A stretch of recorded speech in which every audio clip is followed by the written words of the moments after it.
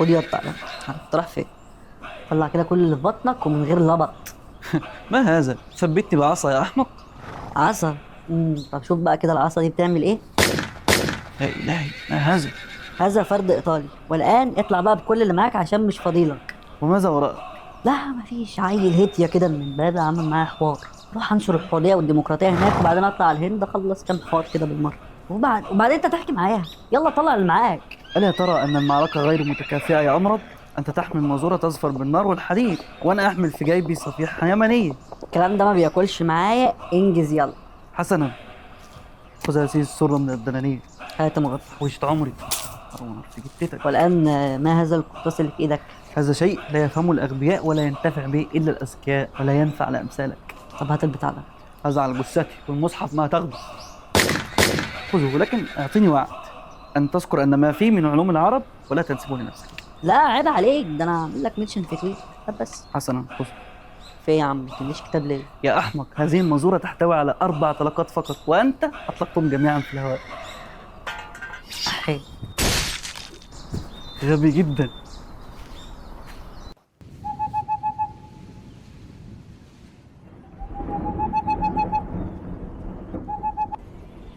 في أحد الأحياء في دمشق، تحديدا في بملستان أو مستشفى النور الكبير اللي أنشأها نور الدين زنكي في القرن السادس هجريا، كان الشاب اليافع ابن النفيس بيدرس الطب، واللي فيما بعدين هيتحول من مجرد طالب في مستشفى للطبيب الخاص لحاكم مصر الظاهر بيبرز. عايز أقول لك إن على حسب المكتبة الوطنية للطب BMC، ففي العالم كان أهم 3 مؤسسات علمية هم في دمشق والقاهرة وفي بغداد، وده في الفترة اللي بعد الإسلام، واللي العلم فيها كان بيتسمى بالعلم العربي، وده بسبب المكتبات والمراصد والمستشفيات الأكاديمية واللي كانت موجودة في كل مكان في الوطن العربي. المؤسسات دي وغيرها اللي عرفتنا على لقب عالم موسوعي، والعالم الموسوعي هو اللي درس مجالات كتير مختلفة وتخصص فيهم كلهم. ابن النفيس لوحده زي ما هنشوف دلوقتي تخصص في علم وظائف الأعضاء والطب وطب العيون وعلم الأجنة وعلم النفس والفلسفة والفقه الشافعي والقانون. في القرن السادس بعد الهجرة، وتحديدا 1213 ميلاديا، هيتولد علاء الدين أبو الحسن، وفي الكلية الطبية بمرستان النوري يبدأ يدرس الطب لحد ما يوصل لسن 23 سنة، يشد الترحال وياخد الناقة ويشرق في الصحراء متجها إلى القاهرة عشان يبدأ يدرس الطب في مستشفى الناصري، وبعدين ينتقل لمستشفى المنصوري عشان يبقى رئيس الأطباء. ولما يكمل ال 29 سنة بس ينشر أهم أعماله واللي هيخلدها التاريخ ليومك ده، شرح التشريح في كتاب القانون لابن سينا. ابن سينا المعروف في المجال الطبي باسم ابو الاطباء، واللي اتولد قبل ابن النفيس ب 200 سنه، واللي مؤلفاته وتعليمه في العلوم الطبيه كانت بتدرس في الجامعات الاسلاميه والغربيه من القرن الثالث هجريا لحد القرن ال 13 هجريا، واللي بيوافق القرن ال 19 ميلاديا، يعني يا دوب ده لسه لحد اول امبارح بس. في زمن ابن النفيس كانت ما زالت مدرسه جالينوس مسيطره على الطب على مدار اكتر من 1000 سنه، وكانت مليانه بالكوارث الطبيه، لكن بسبب ضعف الامكانيات في وقتها، بل وحتى في وقت ابن النفيس، فكان اكتشاف الاخطاء دي صعب، لحد ما نشر ابن النفيس كتاب شرح التشريح، واللي من خلاله هيبدا يصحح اخطاء جالينوس وابن سينا اللي كان بيوافق جالينوس في بعض كلامه عن تشريح القلب. في كتاب القانون لابن سينا ذكر ان القلب فيه بطينين، واحد بيتملي بالدم وده البطين الايمن، وواحد بيتملى هواء وده البطين الايسر، وان مفيش منفذ ما بين الاتنين، كل واحد منهم مستقل بذاته. لكن يجي ابن النفيس يعارض الكلام ده وبأدلة تشريحية، يقول لا والله مفيش الكلام ده هو الدم بيتجه من البطين الايمن عن طريق الوريد الشرياني للرئة عشان يتنقى في الرئة وبعدين يرجع تاني للقلب. لكن فين بقى في القلب صديقي المشاهد؟ بيتجه للبطين الايسر بعد ما تظبط وتروش. ده كلام اول مره يتقال في وقتها، ده الجديد منه ده صديقي المشاهد. وشرح تشريح القانون لابن النفيس واللي اكتشف فيه الدوره الدمويه الصغرى كان مجرد كتاب مركون في مكتبه برلين، لحد ما اكتشفه الطبيب المصري محي الدين التطاوي سنه 1925 بالصدفه، وناقشه في رساله الدكتوراه بتاعته في جامعه فرايبرج الالمانيه. ولاول مره يتم ترجمه الكتاب للغه اللاتينيه على ايد طبيب ايطالي سنه 1547 ميلاديا، وهي نفس الترجمه اللي رجع ليها ويليام هارفي، واللي بناء على اكتشاف ابن النفيس اكتشف هارفي الدوره الدمويه الكبرى. لكن هارفي مش هو مكتشف الدوره الدمويه زي ما هو شائع، بل هو خد من ابن النفيس وبنى عليه اكتشافه للدوره الدمويه الكبرى بدون حتى ما يديله ريسبكت في تويتر. ماكس مايرهوف الباحث والطبيب الالماني لما قرأ كلام ابن النفيس وقرأ كلام سيرفيتوس اللي ادعى ان هو مكتشف الدوره الدمويه الصغرى، قال انه متفاجئ من التشابه مش بس بين الاكتشافين لابن النفيس وسيرفيتوس، بل من الالفاظ لوصف الدوره الدمويه. مايرهوف اشار الى ان سيرفيتوس نقل كلامه من ابن النفيس ونسب الكلام ده لنفسه بدون اي ذكر لابن النفيس. وما تتفاجئش صديقي المشاهد، دي مش المره الاولى اللي نتقلب فيها. ده احنا متعلم علينا من طوب الارض.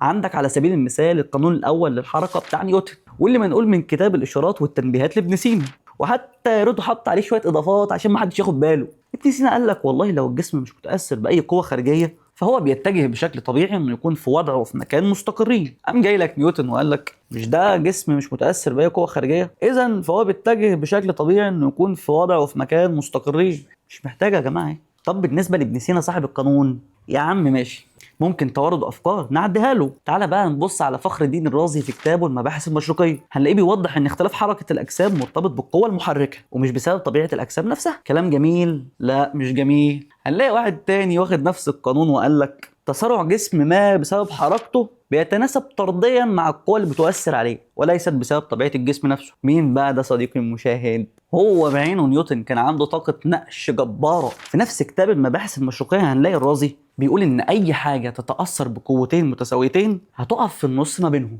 وكل قوه بتمنع الثانيه انها تدفع الجسم بعيد. الاشارات دي نبضات عصبيه بتتنقل للدماغ وبتكون الرؤيه، ورغم انعدام الامكانيات في وقتها الا انه قال ان القرنيه عباره عن 4 طبقات شفافه، وان مفهومش عروق دمويه عشان تفضل محافظه على شفافيتها. الكلام ده وانت بتسمعه تحس ان انت بتتكلم عن واحد عنده مركز بحوث علميه في القرن ال21 ولا 22 كمان، مش واحد في القرن السادس هجريا. ومش بس كده، ده لما جه يتكلم عن الخيال شرحه بافضل وصف، لما قال ان العقل بيستخدم الصور اللي بيحفظها من التجارب السابقه عشان يبدا يكون خيالات جديده، وان التخيل ممكن يجمع بين تجارب مختلفه عشان يصنع صور وافكار جديده في ذهنك. وابن سينا كان معتقد ان القلب بيتغذى على الدم الموجود في البطين الايمن، الا ان ابن النفيس خطأه وقال ان القلب بيتغذى على الدم اللي بيجي من الاوعيه الدمويه واللي بتكون منتشره في انسجه القلب نفسها. ومين اللي ناقش الاكتشاف ده من ابن النفيس؟ لا يا عم ما تخافش، مش انت المره دي اللي نسب الاكتشاف ده لنفسه كان ريالدو كولومبو، واللي اتولد في القرن ال15 ميلاديا، واللي ما ذكرش حتى ابن النفيس ولو على سبيل القطع حتى. الحقيقه ان ابن النفيس كان راجل موسوعي ساهم بشكل ضخم في مجالات الطب المختلفه، ده حتى يتكلم كمان عن خطوره الملح في ارتفاع ضغط الدم، وابدع في تشريح مناطق مختلفه من الجسم زي القلب والعين والجهاز التنفسي والحنجره ووظائف الشرايين وغيرها كتير. وله مؤلفات ضخمه زي شرح تشريح القانون واللي اتكلمنا عن جزء منه دلوقتي، والكتاب الشامل في الطب اللي كان ناوي يوصله ل 300 مجلد، وعلى مدار 30 سنه كتب 80 مجلد منه، كل مجلد بيتكلم عن موضوع مختلف، وللاسف مات قبل ما ينهيه. والمهذب في الكحل كتاب عن طب العيون والرمد،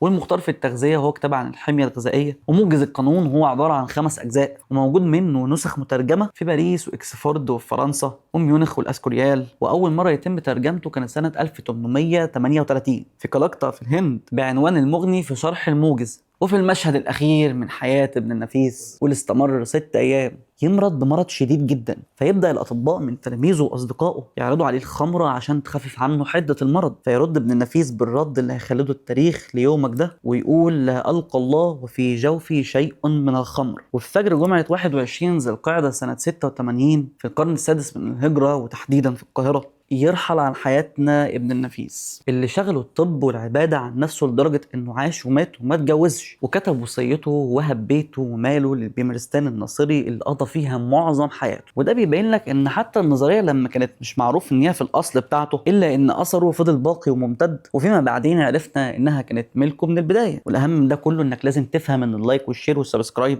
مش بيكهربوا والله، ولو كتبت رايك في تعليق هكون مبسوط جدا بيه. اما لو بصيت في صندوق الديسكريبشن هتلاقيني سايب لك شوية حاجات هتفرحك، وده لاني بحبك صديقي المشاهد والله. سلام.